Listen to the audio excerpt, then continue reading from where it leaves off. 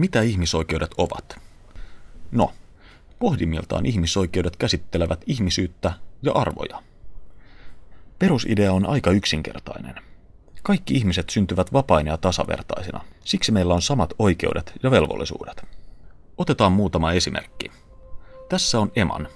Hän on nuori nainen, jolla on vahvoja mielipiteitä. Ja hänellä on oikeus ilmaista ne eri tavoilla tai eri muodoissa.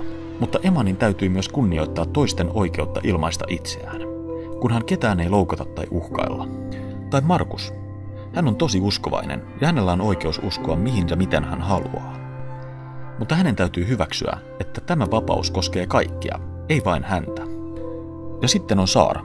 Hänellä on tyttöystävä, jonka nimi on Amira. Saaralla on oikeus rakastaa juuri ketä hän haluaa, sillä ketään ei saa pakottaa tai altistaa seksuaaliselle väkivallalle. Ja nämä oikeudet koskevat kaikkia ihmisiä. Siksi Saara ymmärtää, että eri sukupuolia olevat ihmiset saavat rakastaa toisiaan.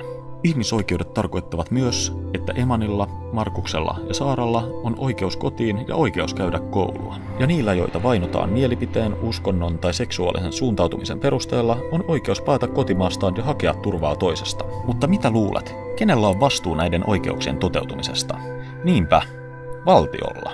Ihmisoikeudet koskevat ennen kaikkea yksilön ja valtion välistä suhdetta. Valtion tulee pitää huolta siitä, että Eman saa ilmaista itseään rauhassa, Markus voi uskoa Jumalaansa ja Saara saa rakastaa ketä haluaa. Jos jotakuta vihataan tai uhkaillaan, on valtiolla velvollisuus suojella häntä. Tärkeä periaate on myös, että oikeudet koskevat kaikkia ihmisiä, kaikkialla maailmassa. Ei ole merkitystä, onko Saara syntynyt Suomessa tai Ugandassa. Hän saa silti rakastaa ketä hän haluaa. Ja Markus. Hän saa olla kristitty Kairossa, muslimi Muoniossa tai buddhalainen Bremenissä. Ikävä kyllä monet valtiot, puolueet tai aseelliset ryhmät eivät suostu hyväksymään sitä, että kaikilla ihmisillä on samat oikeudet eroistaan huolimatta. Ja niiden, jotka eivät sopeudu, tulee joko muuttua tai kadota. Ihmisoikeudet ovat juuri tätä ajatusta vastaan. Niiden perusajatus on oikeastaan varsin yksinkertainen. Kaikki ihmiset syntyvät vapaina ja tasavertaisina. Siksi meillä on samat oikeudet ja velvollisuudet.